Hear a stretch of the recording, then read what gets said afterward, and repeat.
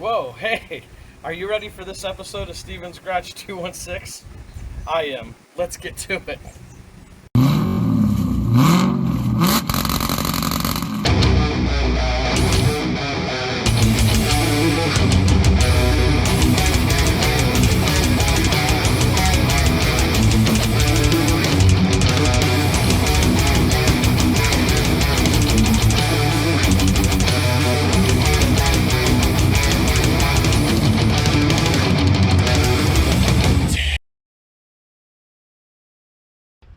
Hey everybody, welcome back to the channel. Day 2, or however you want to look at it, video 2 of the 95 C4 Corvette. And let's show you where I left off at real quick and what we got going on here. We got the engine puller back out, and if that's coming in, look how that's leaning. I don't like that, so what I'm going to do is I'm going to pause the video here in a minute, readjust the floor jacks and get the car more level for pulling the engine out. We got the hood and the front clip out over there next to the four-wheeler, and not much more to go. And I'm really going to be glad that I did this anyway, because with as nasty as all this is, look at all that. I'm going to degrease and pressure wash this entire frame and then paint it. The medium green, whatever, forest, whatever, hunter polo green that this car is. So we're going to paint the frame and clean it all up as best as can. And not as best as can, but that's not even the saying. I'm sorry, I don't know proper English. Just going to clean it up as good as I can and get it painted green like the car is going to be, and go from there. It's not going to be perfect. It's going to be as clean as the pressure washer gets it. And actually that'll be the end of it, because my drain doesn't work so hot back over there. So once the puddle of water starts going up, that won't be it for the day. But what I'll end up doing is just work right here in this area with the engine on an engine stand and start dismantling and taking things apart.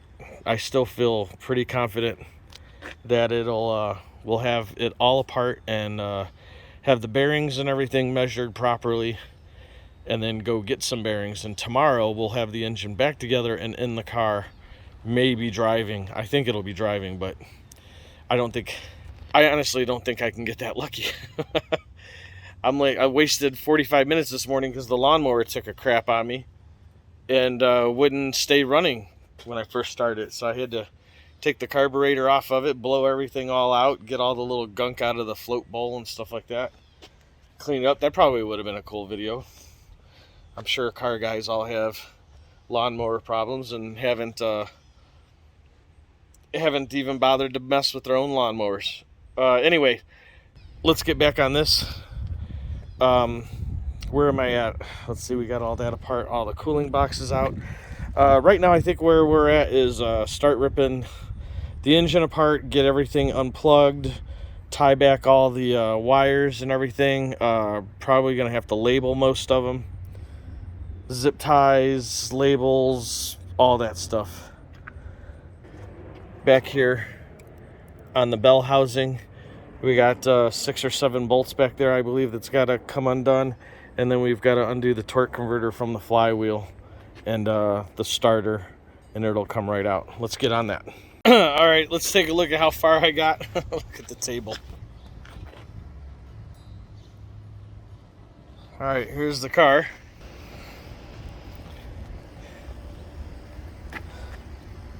Got the chain hooked up. Everything's disconnected. Just double checking. Yep, I got everything off. So we're good to put a nut and bolt combination on our chain because it's too long. Make it real short for the engine puller to pick it up and rip it right on out of there. I got both engine mounts undone from the frame. So those should pop right out, and you'll see what those are look like as soon as we pull it out of here. But yeah, we're ready to pull it out right now. All right, here we go. There it is. Oh, look at the screen. Pardon me. There it is, all apart. Engine is out. Look at how greasy. Look how nasty. And you would think that if you got to pull an engine out to rebuild it, that you would have cleaned all this.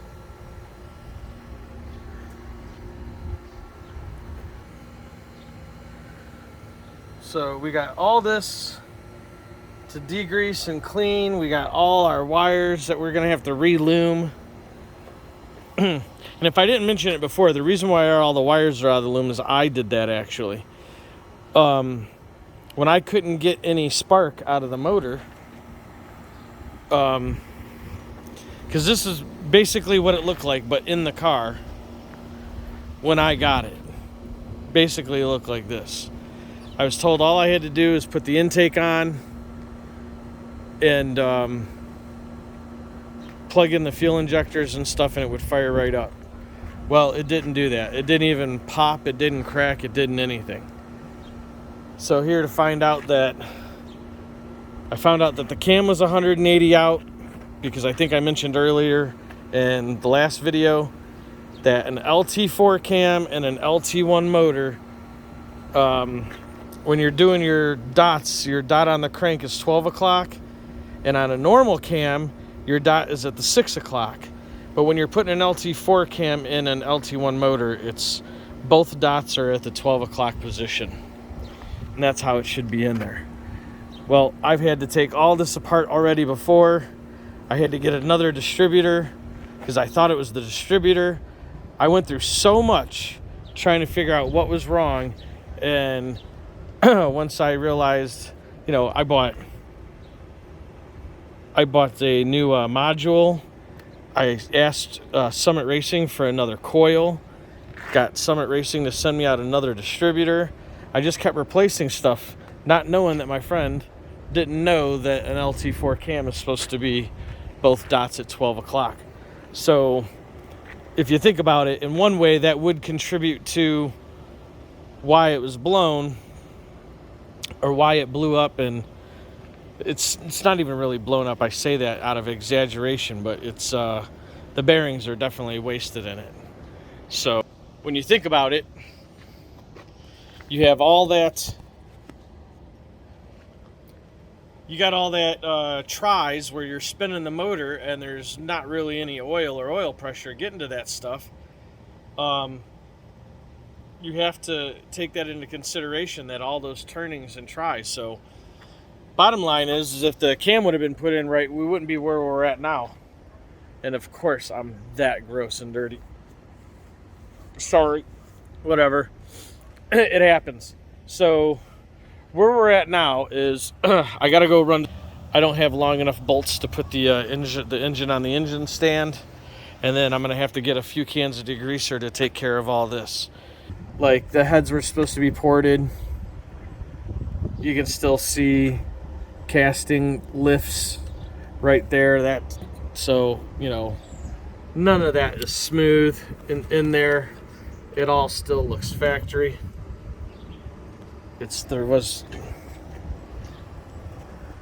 Oh, well, here's what's funny. Look, one side was done. Can you see that? You got one head done and one head is not. Like, how half-ass? Just doesn't make any sense. So again, we're just gonna tear it apart. We're gonna do it the right way. Gonna do it all the right way, because all these little things contributed to why the bearings are gone. Plus, if I didn't put that picture in the last video, I'm gonna put it in this video. I'm gonna put it in now. I did get a picture that he sent me of when he was assembling the engine, and you can see how very little of assembly lube he was using. All right, so we're getting the plate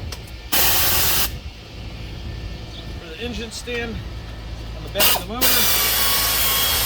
You can see there I got the pressure washer out so we can start cleaning the engine bay and the frame and all that stuff that I said we're going to clean off.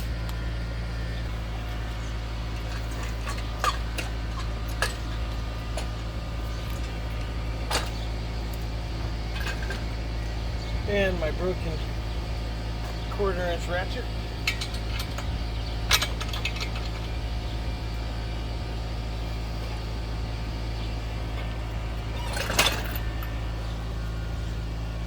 There.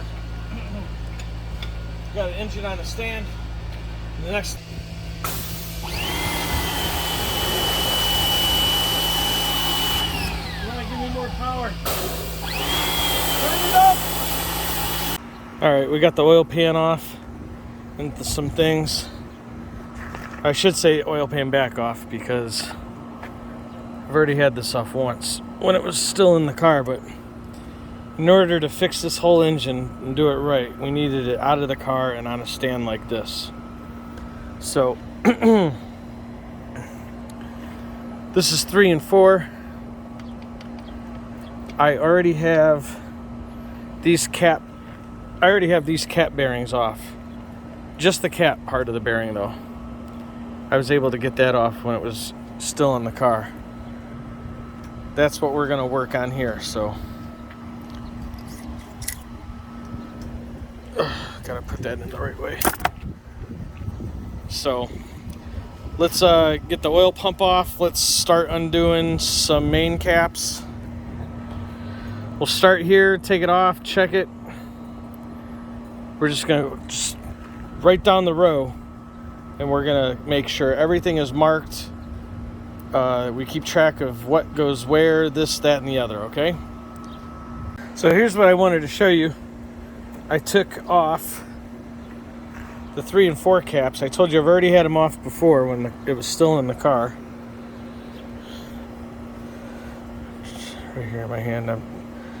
If you could see that number 3 right there. So I know that that goes back on the number 3. This is the number 3 cap. But look at those bearings.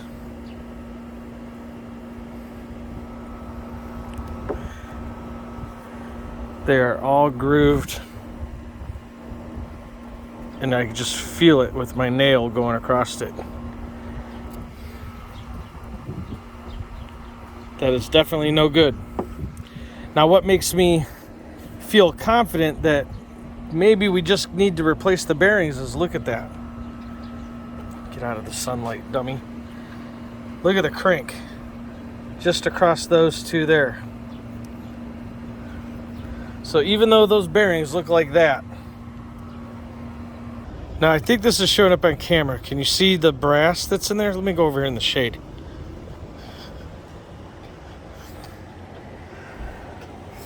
Focus. See how it's wore down to the brass? All the aluminum, all the coating aluminum on this bearing here, which is coming off of 1, 2, 3, 4. And this is the rod. This is the rod bearing, not the cap bearing. The rod half of the bearing. That leads me to believe somebody didn't mic it right. So that's what that's our job. So we're gonna mic this thing the right way. So we got a standard size bearing and we got a 10 over bearing. We got some plastic gauge, and I gotta go get the micrometers out of the garage, but we're gonna mic this, plastic gauge it. We're gonna do everything the right way. What we have here is out of this box here. Look at the part number. Yep, that's standard size bearing, not 10 over. I got this one in here on the cap, and I got one on the rod. And what I'm going to do is, here is a piece of plastic gauge. That's the part number for green, and there's also red that you can use. But this tells you what your clearance is, and this is very simple. You take a little piece like so. Is that showing up there? Mm-hmm. You lay it across like this.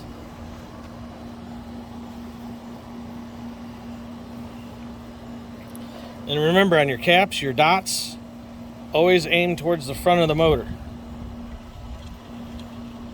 So we got a new bearing on the rod and a new bearing on the cap.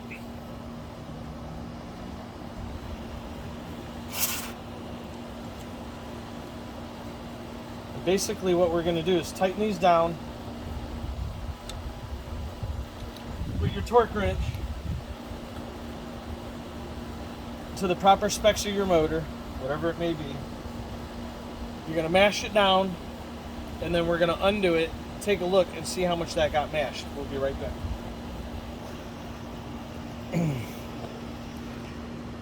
See how it's making a little flat design in there? It's on there. So what you'll do is you'll take your piece like this, and you go up right next to it, and you'll find one that matches.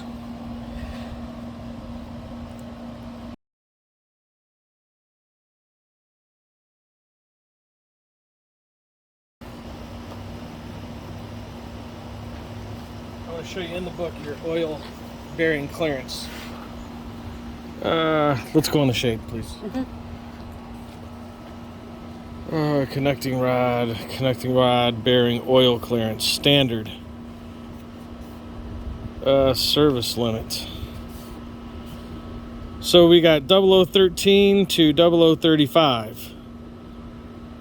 The limit is 0035. All right, so we got a new piece of plastic gauge. I want to try this one more time just to be sure.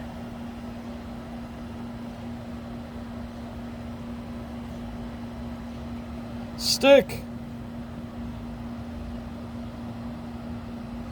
There we go, and then we're going to put our cap on. Remember, dots towards the front of the motor.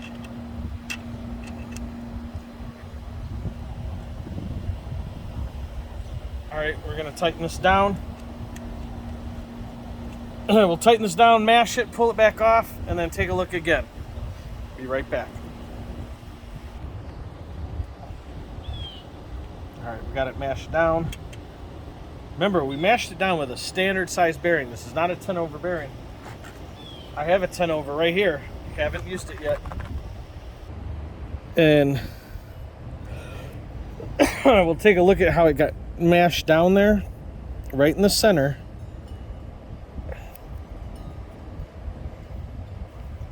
Take a look at this piece here so I can see which one that is. All right, looks like it's about in the smallest one range.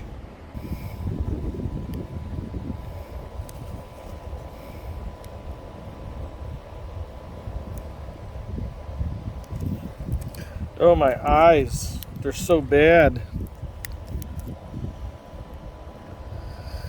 And that seems to be 003, but we're not going to use it. We're going to start all over again, try the 10 over bearing and see if it gets us more closer in the middle of what the book called for, from 0.0013 to 0.0035. 003 is in there, but I'd feel a lot better being somewhere right in the middle. So we know that a standard size bearing doesn't work.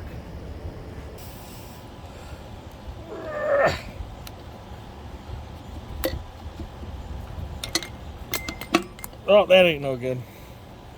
Just kidding. Just kidding. All right, so we got our 10 over bearing on the rod. We got our 10 over bearing on the cap. Get it set down in there. Remember, dots face the front of the engine. Put our cap on. And again, we'll tighten this one down. Same thing, 45 foot-pounds. Loosen it back, take it back off, see what it's smashed down to. We'll be right back. And there's the, see how it's smashed down? Is that coming up on camera? Mm-hmm.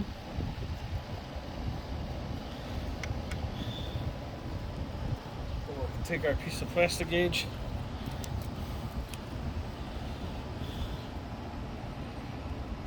We'll put it on there. And that looks like 001. Oof. 0015 is where we want. Or not what we want, but it looks like that's where we're at. So it's definitely on the tighter side. And you would, like seriously, you would do that for everything. main, rod, main, rod. You have to do it all the way down.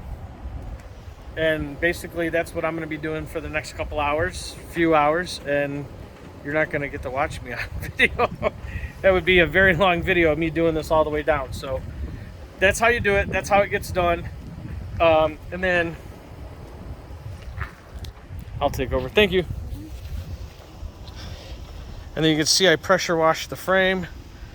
Everything's a little more dry now. Look down in there. Look, I got rid of all the oil, all the grit, all the grime, the mud, the garbage. It is clean all the way. I'm gonna call it. I'm gonna call it for this part of the video. We're done. Done a lot of work today. Got the engine out, got it on a stand. Showed you how to test with standard bearing, 10 over bearing. And you would do that with whatever size and stuff like that. But I think I'm gonna call it, and I'm gonna keep going and go all the way through. But I actually think that the truth will be is that I think the engine's just gonna have to go to a machine shop, let them do it properly. I'm gonna have them give it back to me, already assembled, lube, ready to go, you know, and all I gotta do is drop it right back in. That's gonna do it for this video. We got it clean. We got the engine out, and we got plenty more stuff coming. Plenty more things to do on the channel. I'm gonna get to finishing on this. I'll let you know the results in the next video. Talk to you soon. Bye. Thanks for seeing. I'm so